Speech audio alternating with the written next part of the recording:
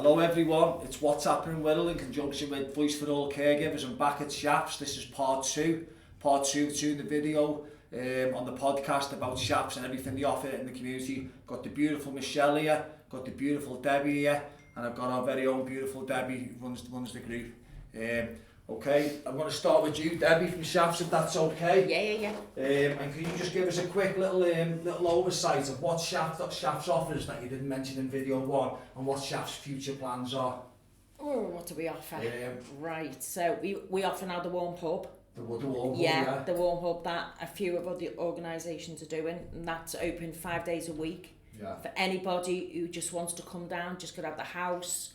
They don't have to, we've got soup, we've got toast, we've got teas, we've got coffees. What time is that one from? 9:30 till 3:00. Wow, it's right. based in our social supermarket. So is that all free? Yeah, all free. They don't have to come into the shop and buy anything. We've got a space. They can come, they can sit, they can chat, or even if they just want to sit there and have a cup of coffee. You can charge the phone, read a newspaper, wow. or join in, with the volunteers who work in the shop. Just a little something different. Yeah. Because we do know there's a lot of people who've got nothing or no one and they're just sitting at home on their own. It breaks down. Energy bills at the minute are through the roof. They're finding it hard to heat their own homes. They can come here. What else do we offer? Obviously, we've got our junior club, our youth club. We offer social supermarket as well. So what times is that open? Same, 9:30 till 3:00. Anyone. It's not means tested. And it's not membership. No, not at all. Just come in. It's an open door, and we will help anyone that needs help, however big or however small. It doesn't matter. Wow. We're here for them all. We have a mums and tots group On a Friday morning, stay and play.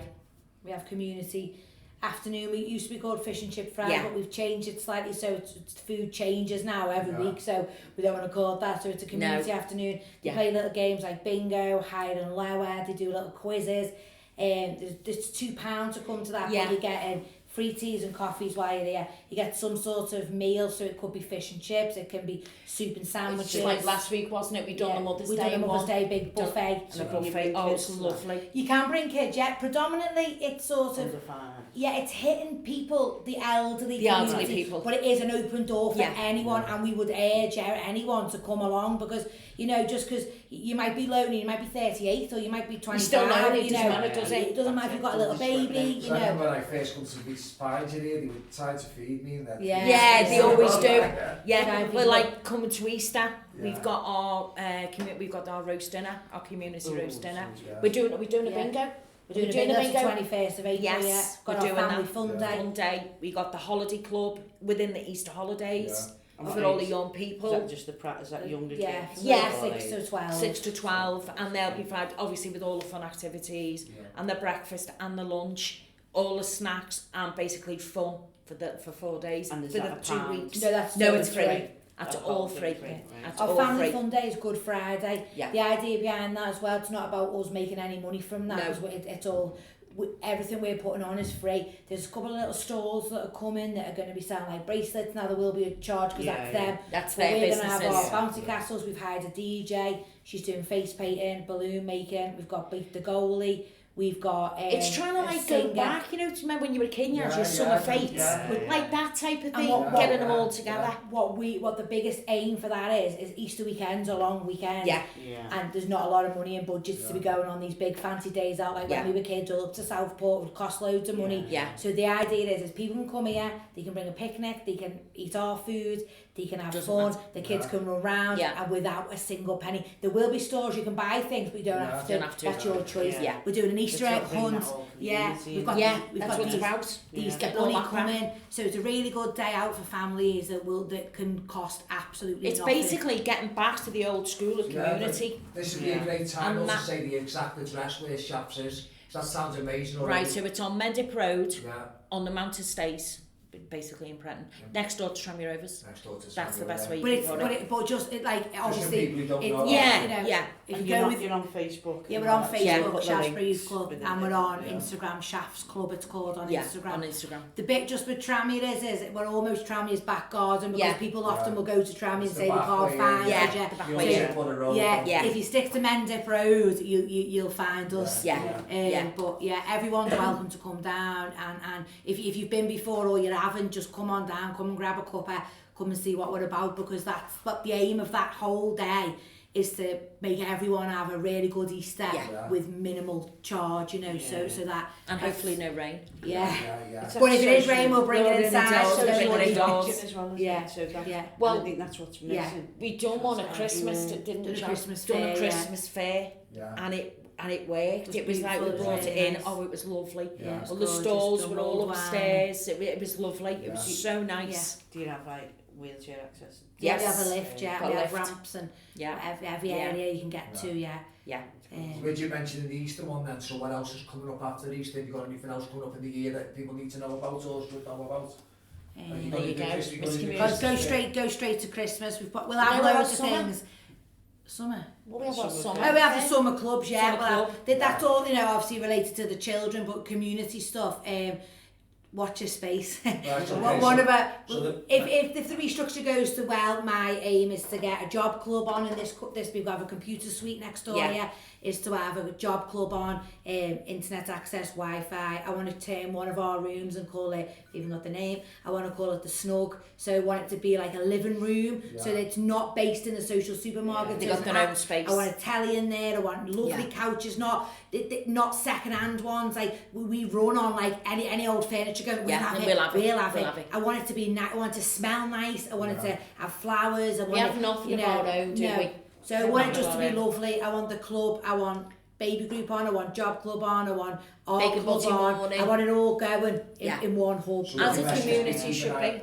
Just keep an eye on it, you know, later in the year, maybe early summer, you know, hopefully there'll be a lot more groups running, hopefully a lot more things running. At the moment, quite limited, but we'll get you back home and they're all done as well. And then our big final one, jumping right through to December, there'll be loads in between that I just haven't thought of yet. We will be doing our Christmas community lunch. We have Father Christmas, we have the Naughty Elf. Again, it's open to everyone. There's a cost of £2. They get a 3-course meal. They get a starter. No, it's just come along. Just come along. We joined up with Tranmere Residents Association. They've become like they actually are users now, or our client, whatever the word is. Ours. We said they're ours now.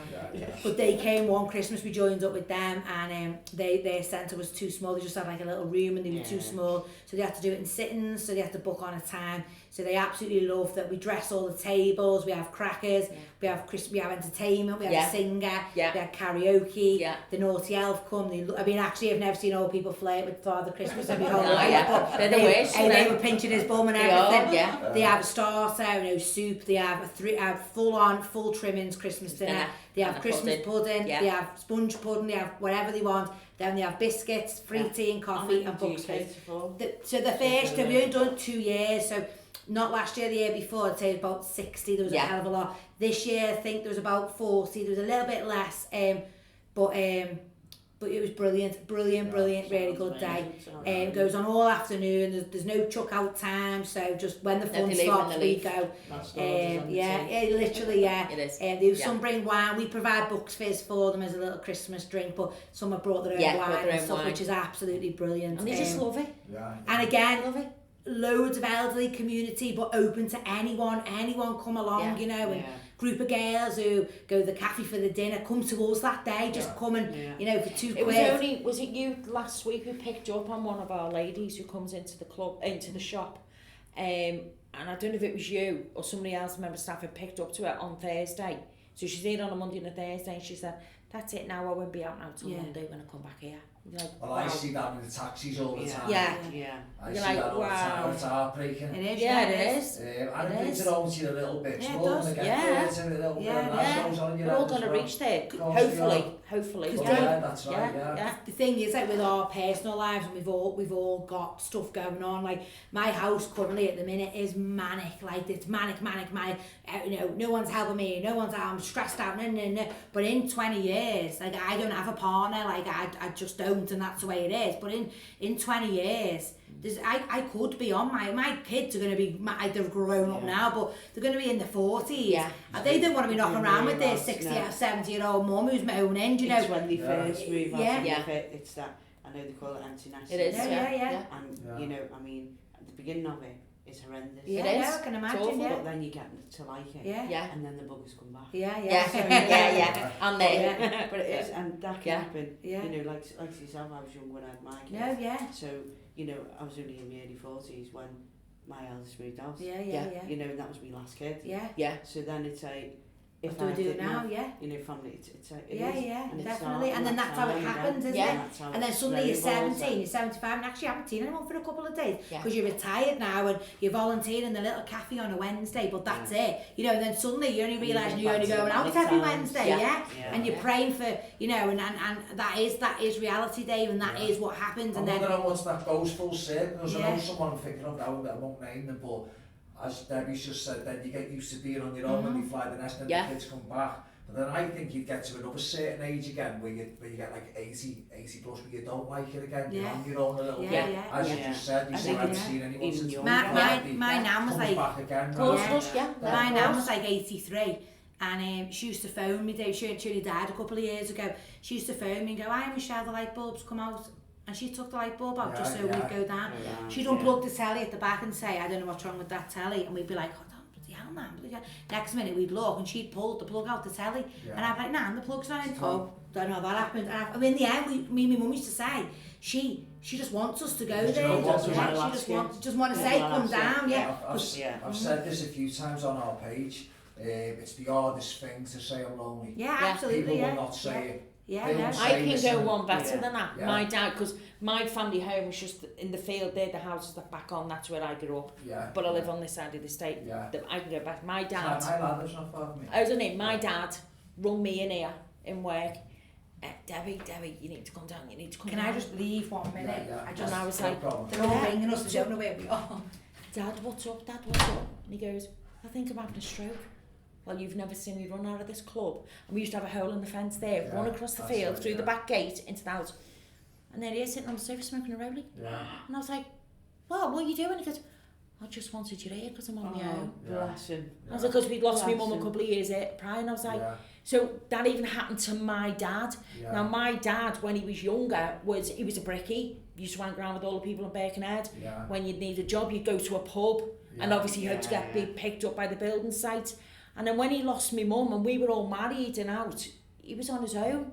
All his mates, some of them had died. He wasn't in contact with them anymore. And then he didn't know what to do. And I see my dad go from this man to this shell of himself. So the likes of this wasn't around. When my dad, I lost my dad 10 years ago, and he was that wasn't a thing. When he was like 10 years ago, there was nowhere for him to go. So when my mum was alive, he'd go and do all the shopping, and he'd come out, oh matey, look at this, I got that for so, I got a cracking deal and such and such. I went to this shop, where then that just went. Conversation, isn't it? So he come out with that, and I was like, wow. And I thought, oh my God. You just... Because you don't think... because you're looking after yourself. And I did see my dad every day. But like, you know, you got your own job, you got your own family and this. And then I always think, because of COVID, and it does make people think, and then I go, oh my God, what would have happened if my dad was still alive through COVID? And I'm going, I would have had to have gone down and stayed with him. When no one could see each other, I would have had to leave my family to stay with him. So you're like, but the it's thing so is hard. It's like, one, you don't think of your parents. Well, No. You can't wait to get you out of the house. No. But I think also it's whereas go back 10 years, and it was the elderly you thought of as being lonely. Exactly. Whereas now it's everyone. It's people in their 20s. It's everyone. You know, exactly. And do you know what I also think as well? I think we've got to get these young ones, the youth, we've got to get them caring about people and things. And themselves. Because you see it yourself all over social media. They're going into the back of houses, the videos, they're trying to get into a house, they're stealing a motorbike, they're betting you know, beating hell out of a kid in a park. The kid's only walking home from school doing nothing wrong. Fearless what worries me. Yeah, and that's what's scary. And it's this, you can't touch me, you can't do nothing. That's right. And that's all, where at one time, they were absolutely, I know my daughter's 36 now, but I know when she was that age, 14, 15, she was terrified of getting into trouble and us, me and Dad finding out. Everybody knew everybody else, and that's true. You know, I grew up on the Lisa Estate. There's no neighbours Anywhere now. I went, it was no, John Martins or John Martins, you know. Yeah. And it is, but I think with kids now, and where like somewhere like this comes into play, is that there is so much responsibility put on a child's head. Yeah, so much so. If they don't go to school, their parent will get fined. Yeah. If they don't do, it's all in the control of a child. Yeah. So they don't care about themselves. The parent gets punished. No. They don't always. No, you're absolutely right. You're not going to do nothing to me. And even if you were to get one of those children who are under 16, they go to court, they get fined. Yeah. The parent's got to pay the fine. Yeah. And if the parent doesn't pay the fine, the parent goes to jail. Yeah. You know, so it's like it's sad. I mean, structure. Yeah. You know, but I had a lady who lived by with me. She's not by me now, she'd moved, but she had 2 boys and they were a pair of sods. They really, really were.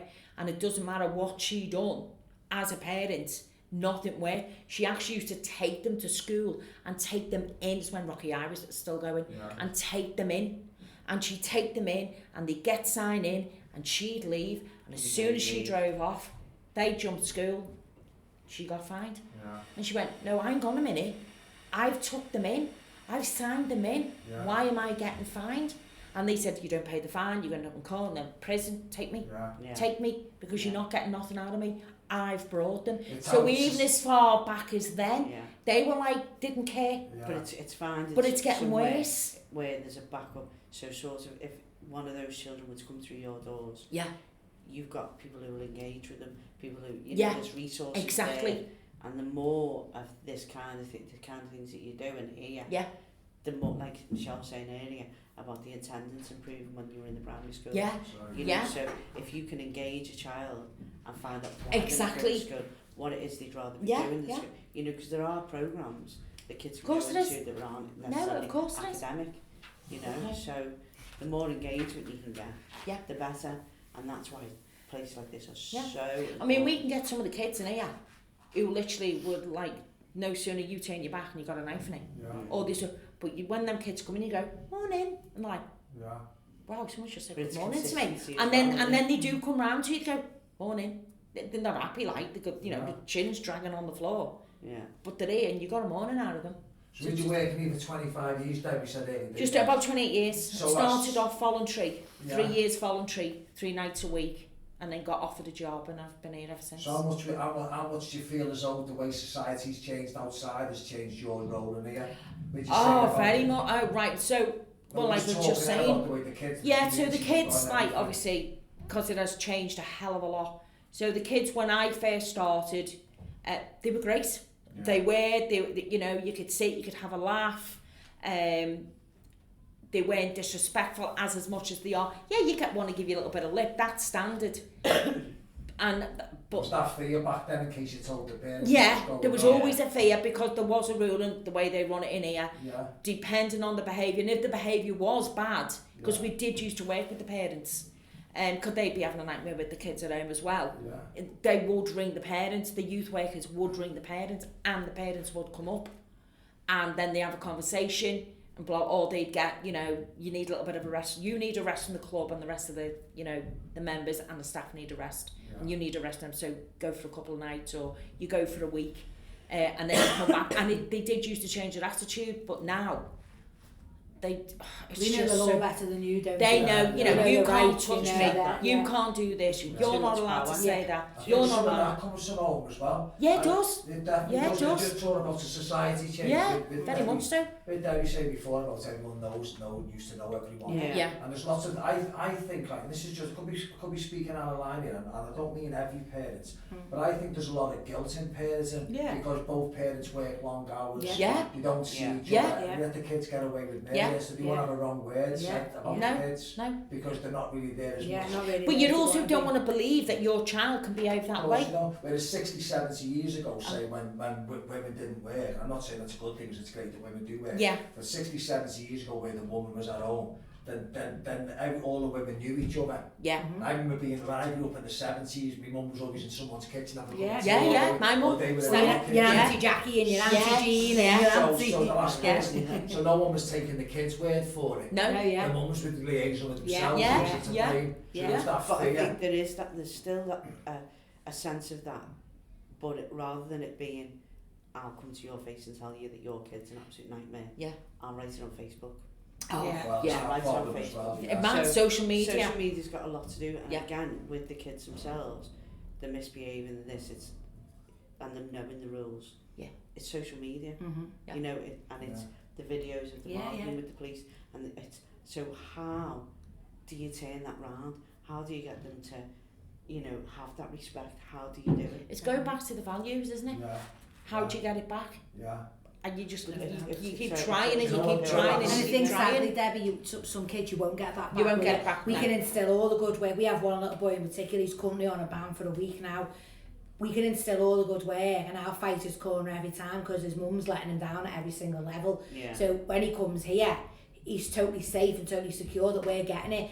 He's horrifically behaved, and I'm not excusing any of that behaviour, and I support all the staff and whatever decisions they make, but by us sending him home and saying you're not coming here, it's detrimental to his life. So I'll support it. I don't agree with it. Do you know what I mean? Like, because actually his home life doesn't matter what his mum's getting up to, X, Y, and Z. Doesn't matter who knows her. Doesn't matter what football coach knows her. How much that she hasn't paid. How much that is them children's lives. Horrific domestic violence. All of it is bad. Like she's adapting again. Exactly. So how do you solve that? Well, we can't, can we? We can solve it when he's with us. No, I don't mean. I mean, sort of, so that he doesn't have the ban here. So would you implement? So in schools where they have support workers. Yeah. So would you have like a support worker? Would that be? We probably couldn't do that because we're not that type of provision. But in our they do get support. Yeah, I'd probably say I'm a support worker. You know, if there's an issue, he knows damn well that he's going to get a lot more support coming to me than telling 5 staff to F off. So we have a little system. You know, it doesn't always work, granted, but we have a little system. If he comes to me or Debbie or someone who's that type of woman, like he's they're desperate for love, they're just desperate for like love and care, and you know they have lots of these kids have great parents in their own little way, but they're also getting let down at lots of different ways as well. Lots of men, lots of fellas. Is it? Do you know what I mean? And that's why I see a lot of my own son in this particular little boy. So I'm way more warm to him. I'd only ever bar him or say he couldn't come for a few nights at the very end of my tether if I saw something. Recognising the need. I would much rather him say, right, put a high vis on, you can pick the litter up for 3 days, you know. I'd much rather say you can't. Your tolerance level, because of where you've been and what you've been through, would be much higher than anybody. Absolutely, yeah. So, you know, so we try and keep it fair for that reason. Like the band that he's on now was actually saved by Debbie, not me. So, but I would never undermine and go, no, you know. But I equally don't think it does any good. You know, we need to find a new system, because that child in particular, as well as 20, I can just 10, 20, I can think off the top of my head, are in desperate dire, aren't they? And they're your target. And they're who I gravitate to. In children and in adults, I gravitate to that type of person, because that's who I feel we should be helping. And by going, you're barred, we're not achieving anything. You know what? You know. And that would happen in a lot of places. It would happen here, I believe, if I wasn't here. And that's part of the reason why that child won't move to the older club, because he'd last about one night and then he'd be gone on a life ban. Like, but then you've got to get that balance. Absolutely, right? Absolutely. There's got to be rules in place. Because if you don't put the rules in place, they're just going to get away with it all the time, and it'll be, it's all right, I can do what I like because it's going to be okay. And you can't. Well, you need, because we have to be responsible. So if we do something that we shouldn't do or say, we have to take responsibility for it, and that's the same for them as well. You know, you know, sometimes they go on, and the odd time, which this kid did, he just overstepped that mark. Just that lit, and that was like, right, he does, is punishment the wrong word, but something needed to be done. It had to, because he'd just gone that bigger step further. And it's like, whoa, hang on, that's just a little bit too much now. But it's also that then and it's ripple effect, absolutely, and it's got to show to all the others out there. Just out of interest, do you have like, if you see anything like that, obviously if someone flags up that's a real emergency, will you link it with other services? So I'm the safeguarding lead of the youth and community currently, and the children. We bring it to Michelle. Would you ring the police if needed? We phone things into safeguarding all the time, you know. But the beauty of us again is the parents and don't recognise us as professionals, which is great. So they really do open up. They tell you things that they won't tell the teacher, or they won't tell the family support worker, because they don't see us in that light, which is great. Absolutely, So they will come. Do you have other services that you link in with that you would then refer somebody on to? So we're part of what's called the Alliance at the minute, which is 7 organisations. No, so this is it's like something new that they've brought out, part of the Wirral Family Toolbox. But there's like Koala, God, they're going to go mad to remember them. Like Koala, there's us, there's Web, there's Caritas, there's Ferry's Family, and there's 7 of us. So we all interlink with each other. A lot of our families cross over into most of their services. Every one of them charities does a different thing, but we all sort of interlink together. If I can help someone without a referral, we have a fantastic relationship with Caritas Wirral, which are a Catholic whatever they are, I don't know what they stands for, but I've got loads of people, they have a massive waiting list. I've had them in my taxi, really good, They have a massive waiting list for counselling. So I can ring through, because I do loads of hampers for their families, and they've referred 2 of our families straight to the top of the list, and they're in counselling within 48 hours. So it is good in ways like that, you know. But most of the time, the support probably stays in house unless it's a safeguard. We try and most do of it between one of our team can help the people. The majority of us we can't. Unless it's a safeguard, and then we would. So would there be a possibility of a large collaboration between you all, like doing like a fun day, or they did too last year. We just didn't have time to go on them because we were doing other things. But they had one thing in Birkenhead Park where they all did it. Robots. They all did it, and we should have been there, but we just didn't have time. It was late when they organised it, and we just didn't do it. We just had but we should have gone on that. But they've introduced this new tool called the Family Toolbox. But everyone's involved in that. And it's a really good thing. The idea behind that is any family can access it. It's online. Anyone can access it. Type in Wirral Family Toolbox. It comes just up. Put your question in your search bar, you might write having trouble with my child sleeping, and then it gives you all different strategies, different organisations that can help. You know, having trouble with my child not finding friends or whatever, it would probably come up our clubs, and you know, so the idea is that it was to get rid of the stigma, wasn't it, of going to somebody and then going, oh correct, then get on social services. Go on to them, where they can just do that through the. It's really good. Of course it does. They do. Especially they do. What if you don't think I'm a good mum? And then they give you like an organisation. It's true. Something like that. Definitely. Top user. Definitely. That would be a good point just to come in there with you going about the toolbox there. What other services do you link in on top of that you do stuff with here at the shafts? Like I know you do a bit of stuff at Bernardo's for children's mental health. So we do Bernardo's, they rent a room and out the back of our centre, but we swap things and engage with them in different ways. So they gave us loads of donations towards our Christmas hampers, and then we give some of their families the hampers. If that makes sense. Wirral Change, which is the multi. It's it's all like the immigrants and all people who have language barriers, so they come and do free football here. It is through them, but they use our space for free. We don't charge them. We do loads of Radio City Cash for Kids, and we help support them. They help support us as well, but they give all our donations for Christmas. They give us, you can have a small grants programme, you can apply for grants throughout the year with them. We do Involve. Northwest, we do Koala. It's so hard to think. It is. Loads. Do you know what, Dave? We're not something I struggled with maybe for the first year was probably changing area. So I live and worked in New Brighton, and then suddenly I'm working in Birkenhead. So for the first 12 months, I'm like, this ain't my community. I'm not and she was, you know, it was really hard. Well, you know, and my job was different then. I worked in school, so I was very much come to work, see you later, go.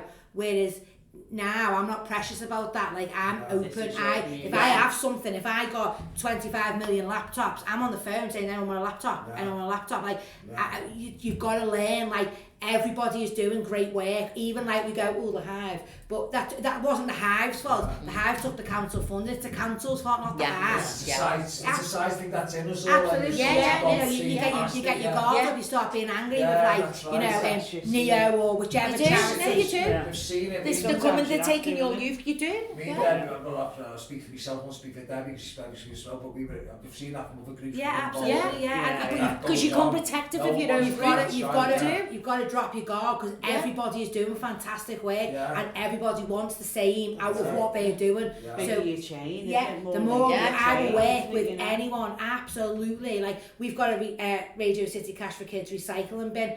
We don't see a penny of that. I don't want to. It's a bin where people can put their recycled clothes.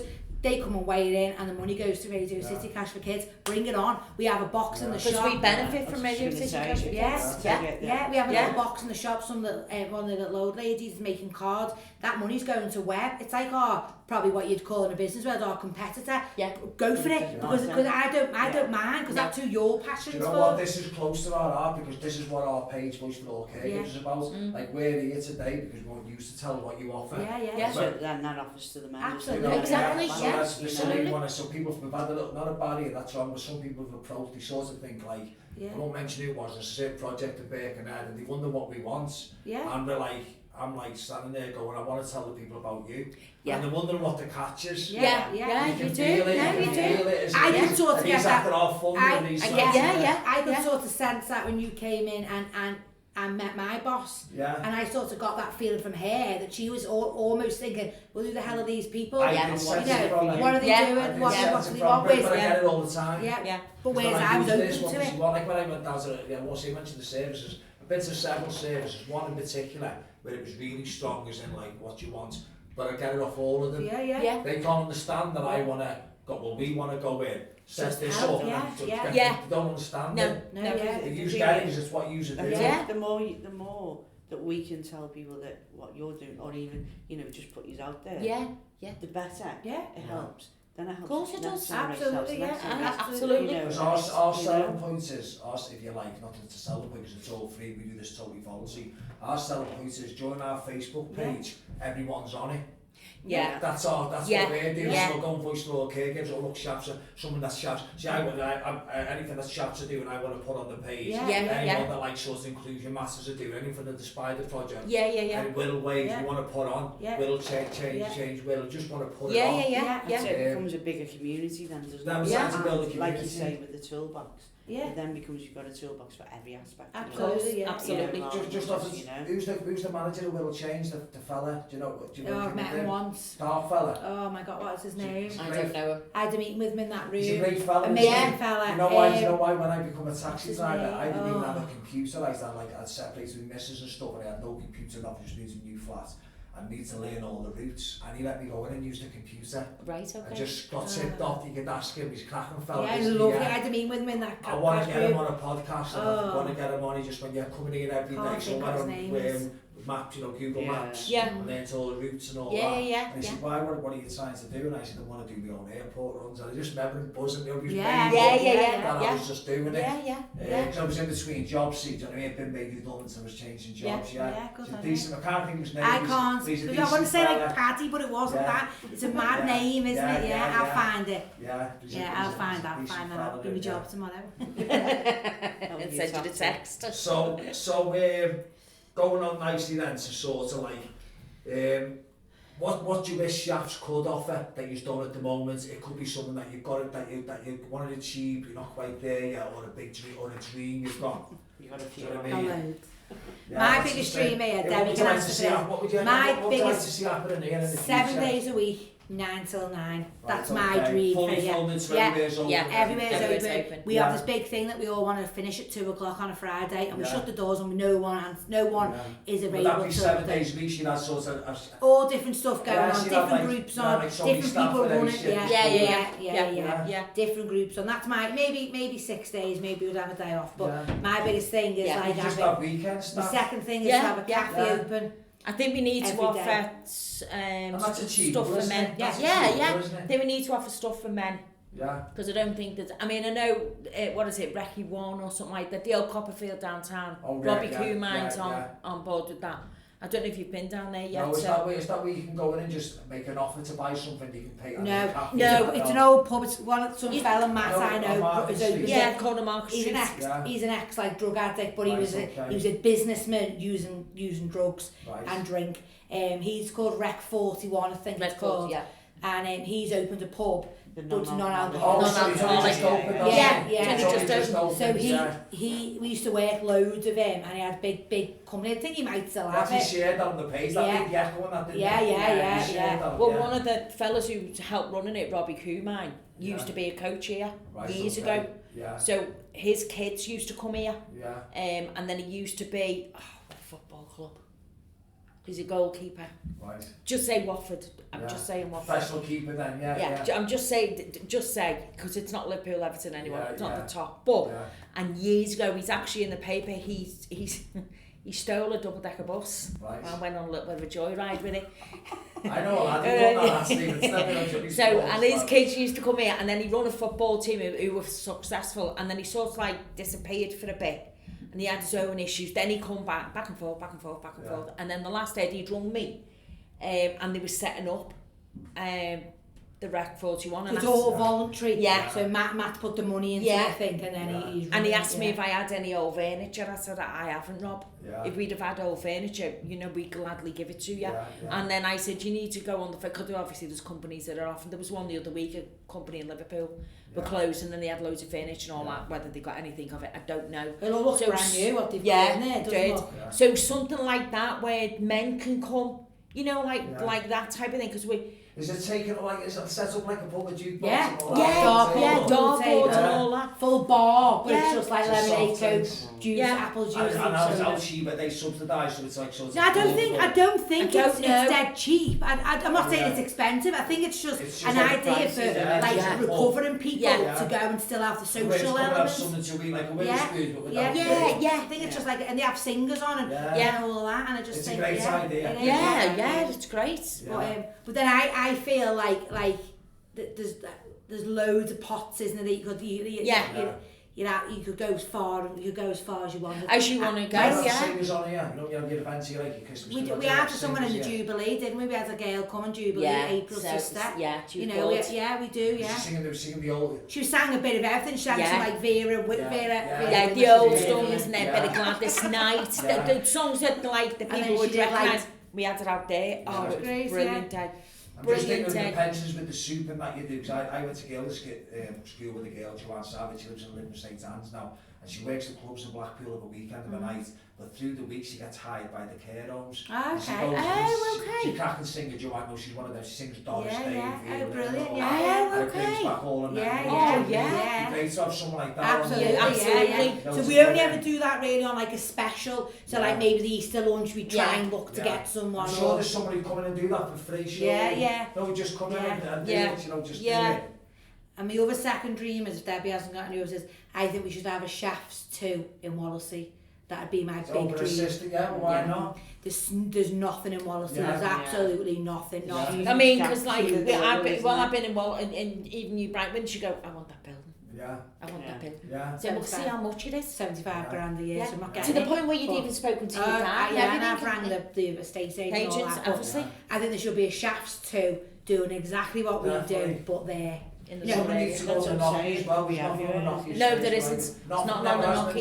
No, there never has been. Because when I was a kid, now and again there'd be someone, I can remember who he was, like called Stephen Malone, and he used to come here, And you've got now, you knocked around with different people when you're younger, and maybe the few times I come to shops, but I'm going back to the early 80s now, but you're right, it was all lads. Yeah, it was, boys club. But it was always busy. Because they always done, they done the old school stuff, they done boxing, they done woodwork, all that type of stuff, But as a kid, it was quite, most people were poor back then anyway. So it was sort of like, we just say what you do with the minibus, it was too far away. You wouldn't really, it was a long walk. So many of my friends say. It was just like once in a blue moon. Because that's what people say, this is too far away. So many of my mates in Wallasey, but it is still though, isn't it? If you haven't got a car, you're not getting the bus or pay for a cup of tea in the social supermarket. You're just not. It's not even in the remit to go, oh, I might take a bus ride to go and get a cup of tea. Is that something that you would look into? 100%, free buses? Yeah, but like got a bus there. No, what I mean pick is, people up. if you had like you get like the little number one and We did. Well, to be fair, we used to have a bus on the estate. But it wasn't Shafts bus. No, it wasn't Shafts bus. And then they stopped it. Well, like we have our minibus, so like going forward, like if this community thing that they want to try and grow and all make it into big, like that's definitely something that I would put to them, like so my little homemade bus stop for the children, could have one for the adults, couldn't you? One pick up in Liscard. So actually if you lived in Seacombe, in New Brighton, in Pooton, Liscard's a central place. You could walk to Liscard and then there's the bus. Sign up on the week, there's 14 seats, jump on and we'll bring you back at 4 o'clock, There's all ideas, isn't there? Absolutely, There's all ideas. Like going back to like younger times, like like yourself, your parents and everything. There used to be a minibus that used to pick us up from the youth club, your parents. They used to take you shopping. Oh wow. And then you come back because again it's that isolation thing. If you'd have been able to come in there and absolutely, have kids runs around while it's just absolutely, Well, the other year when we come out of COVID, this idea there, I had an idea of getting the old pensioners and taking them to Blackpool. Brilliant. Lord, we had a scream. Like didn't we, Sean? I'd take you back to honestly, I love going to Blackpool. We had the best time and they absolutely loved it, didn't they, Sean? We took all the kids, 60 kids, to Blackpool to see the lights. On a double-decker bus. And do you know what was great? Michelle got stopped because we were all going to split off into groups, but we didn't. We all ended up staying together. And people in Blackpool, who, tourists and residents and all, actually said how well behaved the kids were for the amount of kids that we had with us. Isn't that You'll never forget that either. Yeah. And we went to Chip, bought like 44 portions of chicken. The man was like, pardon, I said, they're all outside. They went to the donut place, then they went into the sweet shop, they robbed the sweet shop lines, all rocked. We were like, quick, get out the shop now, get out now. We're all laughing, but it's all of that, isn't it? It's all bringing all that together. The old stuff, we took to Gulliver's World. So all the old stuff that kids used to do years ago, and kids have never done anything like that. I love taking me wow. It takes me back to when I was a kid. I remember before we lived on the Knocker, when I was really young, we lived on the Ford. And do you remember the old bypass that you used to do sort of the tunnel comet near and before they took it down. They took it down, and you'd always used to look at it. We didn't have a car when we were kids and we had no money. But then once a year they had a thing on the Ford, because the Ford's quite good for the community. The Knocker have a not-for-profit. The Ford do stuff, they do, shops and stuff like that. And you'd get on the double-decker bus, you'd get your bag of sweets, and it was the only time you'd ever went up that hill. And you were so made up to be going up that hill. You used to see mad, isn't it? Shops and going up that hill. It's mad, isn't it? And it's just going to Blackpool, take me back when I take so it's just like doing the old school stuff for the kids, like going on a day trip. We were never going to go anywhere, but we'll take you to Gulliver's, we'll do this. Where are we going this year? We haven't planned it. Oh, we're going for a panto at Christmas. Oh, panto, Booked. Hold on. Booked it. I booked on the 27th of December last year. Think is it panto, is it? It's one at Flora Pavilion. I don't know. Can't remember. Didn't look that. I didn't look that far. So it's all right. She was sitting in mind, she goes, I've got an idea, I'm going to book a panto. It was Christmas. And the panto's brilliant, isn't it? No, she never took them. Never took them. Took them to watch Beauty and the Beast and the Empire. Took 7 of them there to watch that, because they've never been to a theatre. It's not going. It's a whole experience in itself. going to a theatre. It was absolutely unreal. And it's underrated, isn't it? Yeah. Oh, I love the theatre. I've been to the theatre about Yeah. 5-6 times in my life, and every time I go to the theatre, I always think, why don't I do Well, First thing that comes to my head, why don't I do this more? I love it. But do you remember Brad? Remember the programme? Yeah. Do you remember the poet Jack? Yeah. Well, he was in Jack and the Beanstalk. He was Jack and the Beanstalk in the pavilion. He was in the pavilion. I think it might be Jack and the Beanstalk. I'll tell you who else was in it as well. You know that girl, 2 pints of lager and a packet of crisps. What's her name? She sings now. Sheridan Smith. Yeah. Yeah. Ridiculously pretty in the flesh. Yeah. Just so it's even that Can you hear us? If you watch it on YouTube. She was in it as like a part that's not really the dad did into the story. She wasn't in the original story, but the dad there as another star. Yeah. So it's stuff like that for the kids as well. That they're not. But it is like you say, go back to old school. Yeah. I mean, because some of the old school stuff is good. Brought up in Liso, and they had the adventure playground there. Yeah. Now we went to pantomimes every year. Yeah. We went on Addy camp every year. Yeah. You know, you had steak. Yeah. While you were at Addy camp. Yeah. You had your trips to Royal Park to Wirral Sun Centre.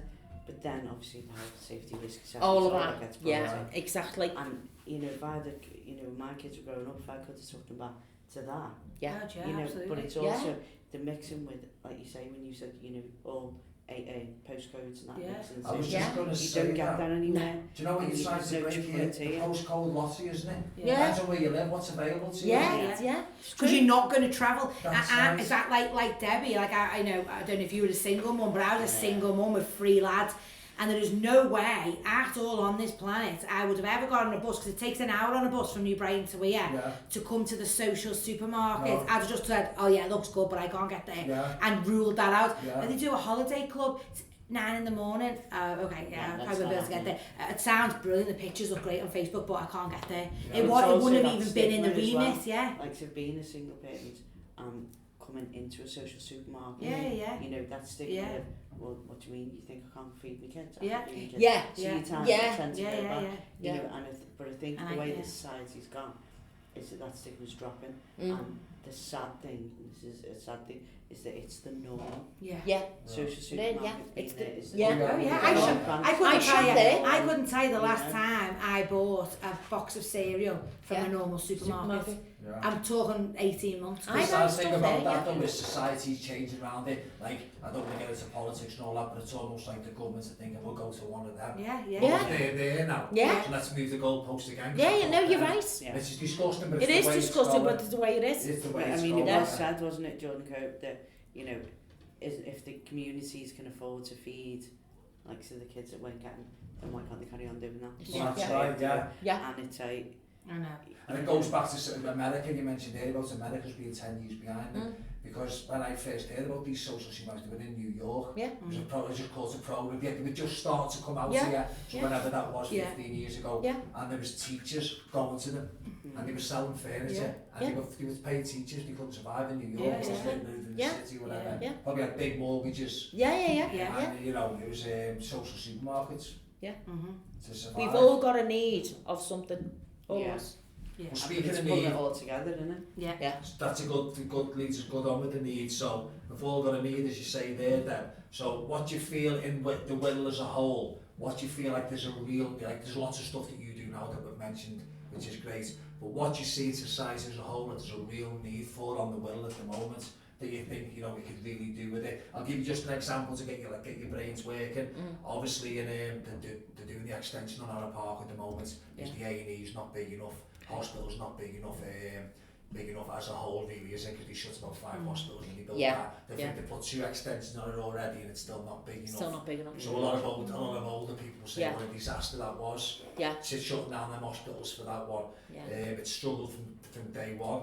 It takes me on to Liverpool that as well. They've just opened the new Royals opened a new hospital, and what I find bizarre is it's got 40 beds less than the old one. Madness. And you just think, who's thinking these things to do? There's obviously a big need for mental health as well. I don't know whether this is true, but I've been told that the new extension on the park for the A&E will have a mental health section as well. Oh, okay. Supposed to have a mental health club. A mental health hub there as well. To take the pressure off of A&E. Which is great, because a lot of mental health is going there through a lot more now. Some people off the bridges in your taxi, you can tell sort of one of our friends that we were telling you about, he's just been in Outer Park before he got his bed for 5 days in the mental health, let's call it the corridor, because it's the worst thing. I said you should have went and got yourself locked up. It's the most degrading thing at people's lives when there was white walls, 4 walls, some horrible plastic bed. He wasn't allowed a sheet, he wasn't allowed a quilt, this, he wasn't allowed that, he wasn't allowed a toilet, he wasn't allowed a shower. Whereabouts is this? In Adder Park, back of Adder Park, A&E. There's no resources. I get that. But it's bad, isn't it, in that time when you just need that little bit. Anyway, he's moved now and he's gone to a proper mental health hospital down in Surrey, and he's getting the help he needs. And that Adder Park were great, and I had lots of chats. But they struggle. You know, Don't this, the staff struggle. This is a big issue, right? Because what happens when we talk about it, like we all feel as though we're not slagging off the staff. No, Not at all. What makes people hold back. Course, At the end it's of the a day, lack of funding. it is broke up there. It is broke. I'll tell you a quick story like about a girl who was picked up in my taxi again. And she was what happened to her is she was suffering from schizophrenia. She was suffering from lovely girl. She was going to one of them, where you have access to see your child. Supervised visit. So the child had gone into care, and she was a lovely girl, and she was desperate to get a child. She recognised that she had a problem. She needed medication and stuff like that, and she wanted to get her. So how it got portrayed to her is, when you get better, you're going to get, I think it was a daughter she had, but don't quote me on that, when you get better, you're going to get your child back, and you will get better and stuff like that. So anyway, nothing was happening. So the child went into care, and she was going to these supervised visits, and she was like, well, what's happening? When am I getting referred to the psychiatrist? When am I getting better? And she just got left, sort of thing, right, to get on with it. So what she actually did was a bit of an eye-opener, this, that she went to Wirral Parks because she actually wanted to be sectioned. Because she knew that's what was going to take to go to the psychiatrist. They refused to section it because they're obviously under massive financial disabilities. Don't be sectioning anyone unless you really got to. They send them home. So she actually phoned the police on herself. I didn't realise you could do that. You can phone the police on yourself and say you're a danger to yourself. Or take yourself to a police station. And then what happened? Then the police took her back in, and they had to see her then. Because the police had took her back in and she got sectioned. That's mad, isn't it? How crazy is that? How crazy is that? That's what she had. And she was sound, even though she had mental health issues, right? She was sound of mind. She knew what she was doing. She wanted to get her child back. And she had to do that. She knew she needed help. It's mad. That's crazy, So going back to that question about the need, I think that there's a need for more systems and better systems. So everything's got a system, everything's got a referral, everything's got to do this, everything's got to do that. There needs to be more of them referrals and systems, whatever they look like, processes, procedures, whatever you want to call it. Everything what you do, whether it's a youth club, a mental health hospital, an Adder Park, A&E, now you can't even get an ambulance, so like that. And again, it's I don't want to take that away from what we're talking about, but for me, for Wirral, it is a better system for everything, and there's more systems. Then more people will get helped. Whereas you ring up for an ambulance, are you breathing? Okay, be 9 hours. Do you know what I mean? Actually, you could be in severe pain, or you might be hemorrhaging, or whatever it is. Have you got a child under 5? Say your gas has gone and you can't afford to put your gas on, or your gas is broke. Got a child under 5? No. Okay, be 44 days. Okay. Do you know the systems are all wrong? They're all broke. Everything is wrong, and I think. My thing is, you could have more centres, you can have more community centres, you can have a men's group. Men's group in my eyes are dead trendy. So everyone wants a man's group. Everyone wants a man's group. Man's mental health.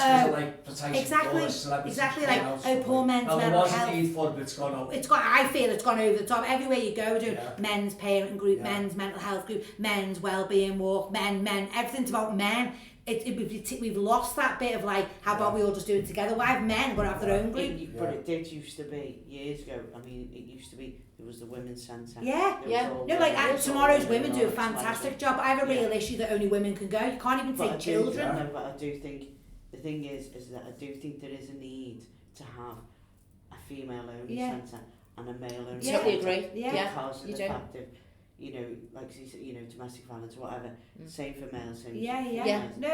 As a safe hub. Absolutely. But I also think that what they do in the women's centre and what they do, like the journeyman and things like that, could also be done under one roof. Absolutely, or just join up and be, absolutely, you know, it's very like, let's join in for a men's mental health walk, or let's do this. Every community centre and every single community hub has an avenue for a man's group, because I do generally believe that everyone's jumped on. I think there's loads of funding in it, and everyone's jumped on, and everyone, it's a fun, it's gone trendy, do you know what I find bizarre, right? I don't want to get into politics and all that, because I stay away from the political side of it, and I don't really know the political side of it. But what you just said there, Michelle, about all the funding and everything, right? Do you know, going back to when I grew up again in the 70s, right? You look at like, you just wonder, the system's wrong, isn't it? Because what people keep saying at the moment, right, well, there's no money at the moment, so we've got this like living crisis, right? But I think interest rates have just gone up to 1% or 1.5 on your mortgages and stuff like that. There's no money, right? When I was a kid growing up in the 70s, right, I think interest rates went up something ridiculous. It was something like 17%. I remember the poverty on the Wirral in the 70s. Not for everyone, but for a lot of people. The poverty was horrific. You waited 10 minutes for an ambulance. That's what I'm saying. You waited 10 minutes. If you got burgled and they were no longer there, the police still come out. Different resources. More ambulances. There was more. They're all broke. People are buying ring doorbells for security. But you've just said there's funding there. There's funding everywhere. There's loads of it. It's just going into the wrong direction. It's just all there. And there's 44 forms you've got to fill. So like you know, she's not your friend, but like the lady you knew in the taxi, she obviously knew what to do. She knew what to do. So she did what she needed to do to get herself sectioned, to get the help she needed. And luckily she had the courage to do it. Exactly. So if you weren't confident, you're going to your supervisor visit, you're listening to your worker, thank you very much, thank you, see you next week. And how long would that have gone on till the child would have been adopted? We were saying just before that people won't even admit they're lonely. No, they won't have to pull the police on us. Crazy, do you know what I mean? So I think the need is, you can keep building all these centres, you can keep opening all these hubs, you can keep giving as much free soup. I'm talking about ourselves, free coats, free this, kids group, but the systems need to change for all that to work at its best. What's that saying? Be able to work together. Absolutely, You know, sort of, rather than one place dominating everything. 100%, It's got to be, you know. Everyone. Excuse the cliche, it's that great scene that he heard about we're picking people out the river instead of going up and seeing why they're falling in. That's what's happening. It's all here at the bottom, the funding and everything. So all end up just there. dropping in, aren't they? So only, and whether it is politics, let's shy away from it. So all these up here, the politicians, are all looking down on us. We'll leave them, they can all sort themselves out. We're not going to give them any more. I don't even think it's the politicians. I think it's the systems. I think it's the systems need to change. Councils who are ruled by the government, their money's not coming in. I'll tell you another quick story. I touched on it earlier about you, Michelle, you, Deb, sorry, when you first come in, Michelle, I said to you, Deb, was you a little bit sort of like didn't want to rock the boat because you know, you had things in place already. You've obviously believed in what Michelle's doing. So there was a little bit like, hang on, we've got this going. Because it was new and it was different. When I used to work for the NHS, like in nutrition, we used to have this monthly ward meeting, right? And there were all good people around there, right? But obviously the salaries went right up from the ambassador of health right down to sort of like me and my partner, who was people on the lowest salaries in there. But everyone used to happen every month, and all everyone used to do was justify their role. Because they were scared. Do you know what I mean? I said, it was meant to be a monthly meeting to tackle health, all aspects of health in that area. But everyone just, because the ambassador of the health was sitting on 150 grand a year or whatever he was on. He used to spend the whole day tickling. She was quite good looking, the girl used to work, she used to tickle her ear to the end. All the butties would turn up and all the coffee, and everyone would sort of go, well, this is what we do, sort of thing. People were scared. They were. Thinking you're only going to say the wrong thing. Next thing you know, your funding's going to go. Next thing you're on the dole. Exactly. But it's justifying your pay packet. That's it. But it's also, you'll be fighting against, like you say, the BB. We're all in the same. There's only one little pot of funding, and everyone wants to be decent. Everyone wants it. It is hard. It is. And like you say, the system. It is. If it was one rule, one system, one way system, keep going around. You know, you could talk about 100 million things, but let's just talk about PIP. Why'd you have to phone up, have a 20-minute talk on the phone, for them just to send you a form out? Then the form takes over an hour to fill out. And if you can't do that, you then have to get an appointment with someone, which takes like 5 weeks to get. You've only got a 4-week deadline. Then it takes 12 weeks for them to decide, during that 12 weeks, you then call for you, and then you've got to go and, you know, be degraded by a health assistant typing on a computer while she goes, can you lift your arm up? No, not really. Okay, well, do you want to try? Not really. Then you're in tears and you feel ashamed. Then you go out and then they go, we've ordered you the lowest rate. So that takes nearly 12 months or 6 months. And there's no doubt, you want to admit it, that's madness. That system to knock you back. Absolutely. Your proper assessment comes on so appeal. So then you do an appeal. Then I've took a lad from the North End right to a tribunal, do you know what I mean? But then, let's knock the conversation off. Hi, I want to apply for PIP. Why does that person on that phone take 20 minutes to get your name, your age, your date of birth, what's wrong with you, your bank details, where your address is, what's wrong with you, what's your problems? Okay, we'll send you the form out to repeat the whole thing. On the forms, there's 30, 40 questions.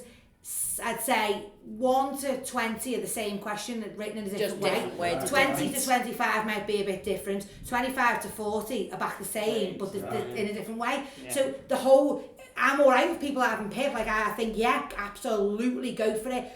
But actually, these people, some of them haven't got a clue what they're even. Someone's just told them that you can apply for PIP, and they don't have a clue. Just, hi, can I apply for PIP? Yeah, no problem. Can I have your name and address? Thank you. Yeah, have you got national insurance? Brilliant, we'll send you the form. Goodbye. Takes 4 minutes. You could get through so many people. Get through to them first. And then you've got to get through to them. Then you're on a mobile, on a pay as you go. Your credit's running out, beep, beep, beep. You're panicking, your phone goes dead. So the system and everything is wrong. And then eventually you might get your money, but you might not. But you set up to fail. There you go. And you feel degraded. My friend had bowel cancer, and some of her symptoms were horrific, do you know what I mean? And she's like, I'm not going, the assessment's embarrassing. And I feel ashamed, she's asking me about my bum and all that, and I'm like, just go with it. But people whatever your disability is, is your disability, and why should you be made to scrutinise you? Do you know? Down 7 years ago, and the lesion on my spine, inflammation on my spine, called transverse myelitis. And before that, I'd worked around. Yeah, exactly. I'm now a wheelchair user. I've now got quite a number of conditions. And the humiliation. Exactly. And the degrading. And having to constantly prove. This. Have you got any ways? Have you got any ways? Exactly. I know. And you feel like a scrounger. And the thing is that then society judges you that, you got loads of money. Well, hold on a minute, it cost me, incontinence, so it costs you, for this, it costs you for that. Even clothing, more washing powder, more electric. Exactly. I get it. So the system for that is broke. Should be like bum, bum, bum, happy days. Now I also know, on the flip of this, I'm not sitting here going everyone's an angel. There is people who are out for what they can get. There's nothing wrong with them. Exactly. So the sad thing is, though, Michelle, they're the ones, that won't their heads on, gonna go. They're on the flag anyway. So they have got the front of the appeal, and it's the ones that genuinely think, what I mean by that is, if the system, whether you're a time waster, that's probably not the right word, but whether you're there's nothing wrong with you and you're just seeing what you can get, or whether there's something really wrong with you, like Debbie or whatever, the system should just be the same. 2-minute phone call, send your form out, then you take your time to fill your form out, get it back to us within 3 months. Why have you got to have a 6-week window? Then if you have got time to get someone to help you if you need it, then give you your decision. They can contact your doctor. You don't need to go to a medic. They don't contact you. Do they? That's what I mean. But they could ring from their office and go, hiya. And then check what's annoying out of all of it. And the same with all of Bennett. Then at the end of the financial year, they go, there was £20 million unclaimed benefits. Wow. Because you just won't let them get it. You won't. You're just knocking them back all the time. Or they don't. You don't know. Exactly. And it is hard and it is. But the old system, like the DLA, that used to be a case of it was based on what your condition was.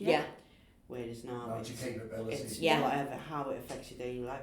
So I know a young lad that used sports in college, and he has got cerebral palsy and was denied PIP because he could go out with his friends. Exactly. And because he's got a wheelchair, and it's so how does it work? How does it work? Where's Exactly. Judgment?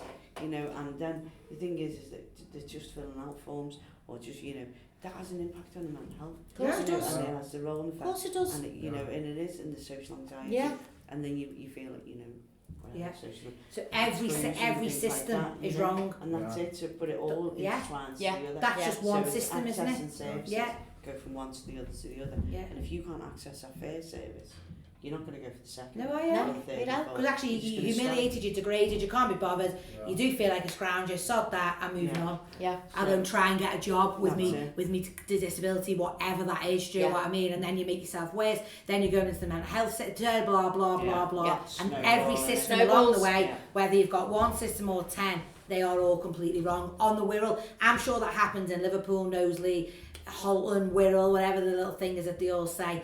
I'm sure it does happen everywhere, but obviously the question you asked was what's the need. Now that's I feel that we can build beautiful centres, we can have lovely warm hubs, we can have free clothing, we can have free tumble dryers, we can have all of that, but every system to get that it's got to be working for it to flow. It's got to be breakfast at the top.